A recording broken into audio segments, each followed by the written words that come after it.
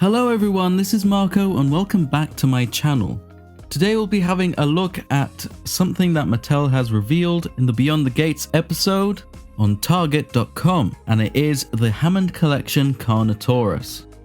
But before we continue, I would like to remind you that tomorrow there's going to be a really cool premiere on my channel. I have collaborated with paleontologist Ethan Storer to create an accurate Tyrannosaurus Rex model, following all the latest discoveries and theories, and we based it on one single specimen which tells a really cool story about how it lived, fought, and how it looked like. So if you want to follow the premiere live, tune in to my channel tomorrow, October 21st, 2023 at 9 PM London time, which would be 1 o'clock PST and 4 o'clock EST. I hope to see you there, and now let's get back to the video. So as I mentioned, Mattel has revealed the brand new Hammond collection CARNOTAURUS, and I must say I am really excited about this one. Now, if we look at the previous releases that Mattel has done for the CARNOTAURUS, we can instantly tell that there might be a pattern emerging. All the CARNOTAURUSes that Mattel have released in the past looked really good. I think someone that works at Mattel is really fond of it. They've always nailed the design, and it's probably one of the most appealing dinosaur figures that they have done since the beginning. So it was safe to assume that Mattel was going to put a lot of effort into this one. And it really does show. In some instances, the Hammond collection figures have got a weaker looking sculpt than the mainline dinosaurs, for example the Velociraptor, yeah, that thing there. But this time round, this Hammond collection CARNOTAURUS looks superb in many different aspects around the sculpt, but we'll delve into that aspect later in detail. I did mention that the mainline raptors look better than the Hammond collection ones, but it seems like Mattel's actually listening to the community this time round, and they have redesigned Blue and made her a lot more faithful towards the design of the film, with much better proportions, detail, and overall looks much nicer than any of the previous Raptor releases they made for the Hammond collection. And we see this trend carrying on with the CARNOTAURUS. Although all the CARNOTAURUS figures looked really lovely before, this one is something truly special. All the proportions seem to be correct. It has smaller feet, just like the Raptor does, and they have acknowledged that issue in previous Beyond the Gates videos. But they've also said that they listened to the community about the glass eyes too. They have fixed the proportions and the feet size due to feedback from the community, but they decided to add glass eyes to pretty much all of the releases from now on, which is something I don't recall hearing the community say. Prove me if I'm wrong. Most of the community, from my experience, has expressed sort of doubts around the glass eyes. Like, they don't look as nice as maybe they should. Clear example of this is with the T-Rex glass eyes. Although they have released a better version of the T-Rex glass eyes, it still looks a little off. Hence, some people in the community like Rod's Random Work and Siratech releasing replacement eyes. Hopefully the eyes on this CARNOTAURUS will look nice. We'll have to see them in hand, but judging by what we see in the video, it looks pretty decent. Talking about the proportions, the tail looks much longer, which is akin to what we see in the movie, compared to previous CARNOTAURUS releases, and the feet are smaller. But overall, the figure looks a lot closer to what we see in the film. That is due to better proportions and details that match what we see in the film, because Mattel has gone on record saying that they have used ILM's models as reference, which is something they should have done right from the beginning, especially for a collector's line, mind you. But they've actually had a designer from ILM, Industrial Light and Magic, who made all the CG models for the movies, come in and talk about the CARNOTAURUS. They showed off some really cool behind the scenes renders of the CARNOTAURUS, also some concept art, which has an uncanny resemblance to the sideshow CARNOTAURUS figure from 2015. Design, pose, and coloring alike. Anyway, it's really fascinating to see what kind of reference they used to design the CARNOTAURUS. So you can see there's a lot of reptiles in there for the skin texture. There's also an elephant down there to show off the folds in the skin, which is great help, especially for Mattel's designers, so they can see and use the exact same reference that ILM used on their CARNOTAURUS.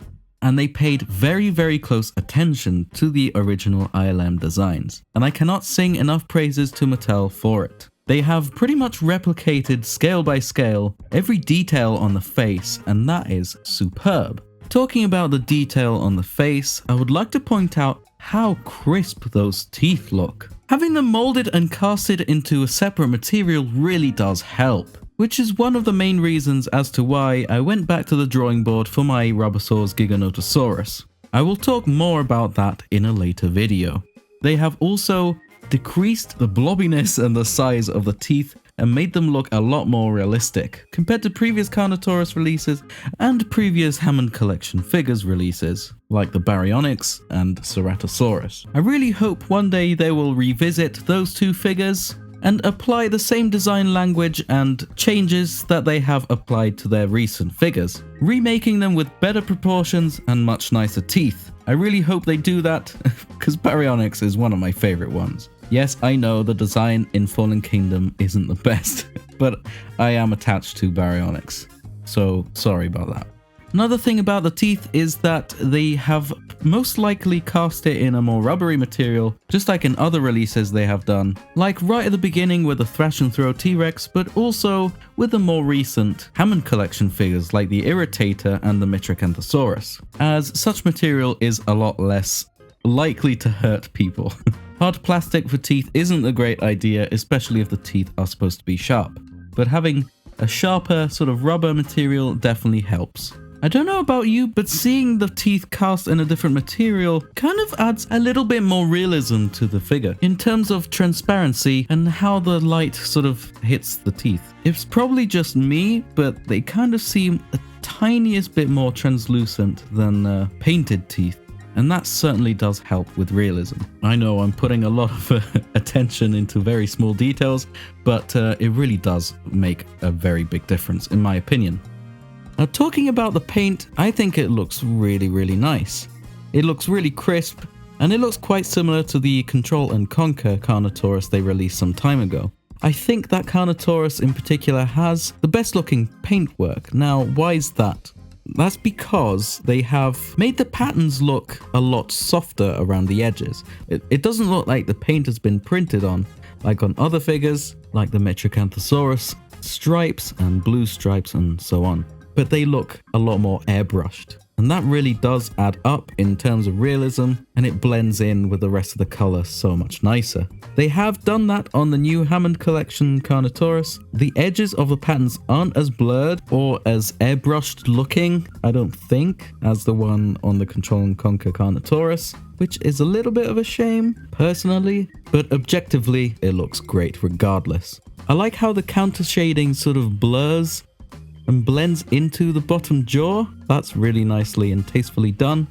Another big difference between this Carnotaurus and the previous releases is that the counter shading doesn't go over the arm. Yes, in the previous releases, the arm was the same color as the belly color, but this time the arms are the same color as the main one. They're cast in the same sort of orange tone as the rest of the body. The hand claws aren't painted, but that's okay because the Carnos have got such tiny little fingers anyway, it doesn't make much of a difference. But we do see that the dew claw is still not painted on the feet. Judging by how much they love their feet and how big they sculpted them in the past, you'd think they would put some effort into painting the claws at least, but no, they still haven't painted the dew claws. Going back to the arms, I have heard some critiques about the articulation on the elbows. It is quite fair, because the Carnotaurus's arms don't really articulate in the film. They don't like move around. They're just so small that it doesn't make sense to add an elbow articulation. It makes the arms look a bit bigger than they are in the film. And correct me if I'm wrong, but I think the real life Carnotaurus's elbows were actually fused together. Like all the arm parts were fused together and he couldn't really like move them around as much. The shoulders could move, but the arms couldn't. I'm not entirely sure about this, but yeah, feel free to correct me if I'm wrong. So that's quite an odd choice, but I guess they kind of want to add as much articulation as possible, probably because it is a premium collector's figure. Going by that same logic, then they should have painted the dew claws, but besides that, adding elbow articulation on such flimsy little arms doesn't make much sense to me, but it's still fine. You don't have to articulate it if you don't want to. Personally, I think it looks fine. So, judging by what we've seen on the Beyond the Gates video and the promotional pictures, this seems to be a very, very promising CARNOTAURUS figure.